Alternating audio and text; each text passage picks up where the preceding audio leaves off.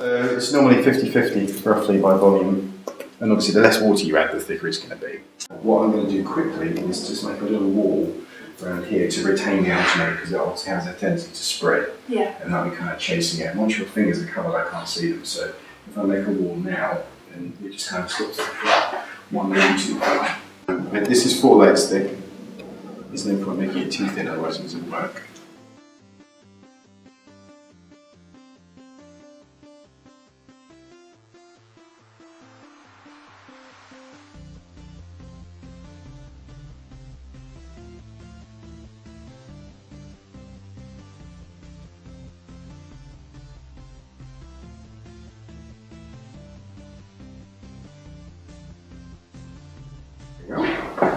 And then I'm going to mix this up. So my plan is to add the water to the powder. If you add the powder to the water, what tends to happen is the powder being light sits on the surface. It's harder to mix.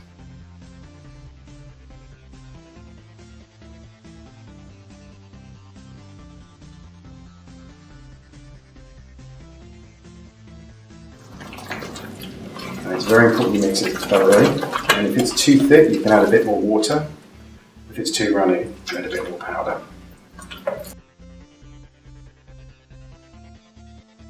First thing to do is quite fierce, get right in all the deep areas, because that's where you're going to trap air. Anywhere that's recessed is going to trap air.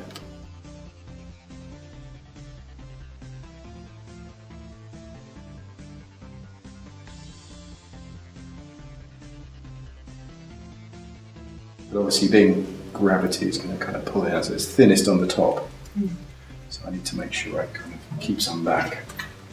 So I can kind of put it on the top, and it's going to start to thicken slightly.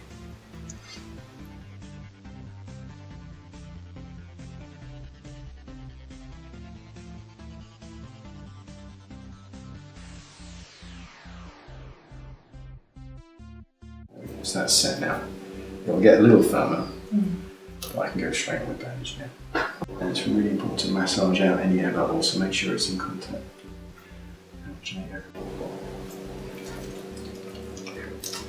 we go, so I've covered all of that wrapping. And then what I'm going to do is I'm going to do one more thick piece around the outside edge just to kind of reinforce it, especially across the wrist. And come all the way in the alginate, and then if you rotate your hand slowly, you get your hand inside, and then what we can do is we'll try and leave that attached. This stuff, as you can see, splits quite easily.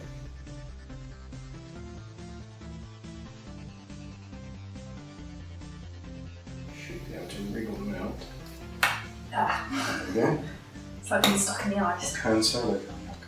Yeah. Hang on, so do I just slide out, out? Yeah. There we go. And you now have your hand in reverse.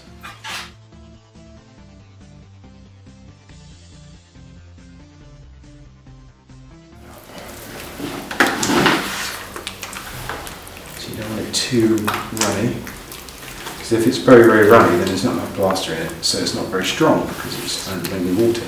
But if it's too thick, you can't actually get it in the mould because it's too thick to get in the details. So you want a nice, really thick custard kind of consistency. Be very careful, like into all the nooks and crannies, because there's a lot of details in the fingertips and stuff. It's very easy to kind of miss those. And what's good with the hand is to kind of give it a tap. So you have it underneath and just kind of tap it.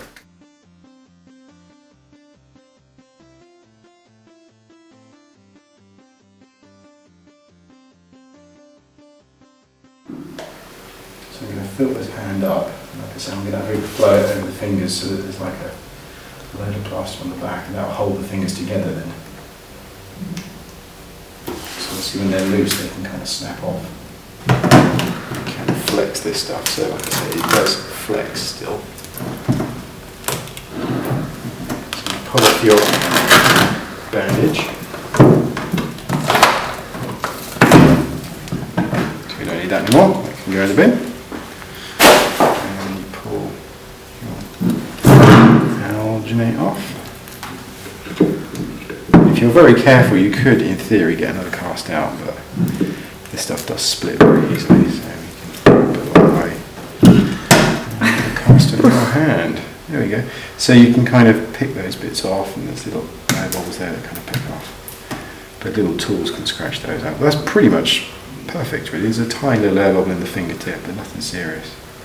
And there you go. And because it's attached to this plate, they're much less likely to break off. So. And what I will do is, because this edge is kind of sharp, is just kind of scrape the worst of it off with a little surfle. Like a cheese grating kind of tool.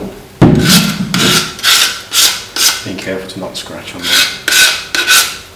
cast, obviously. Scratch the. And that's pretty much your finished cast. That can pick out the little tool.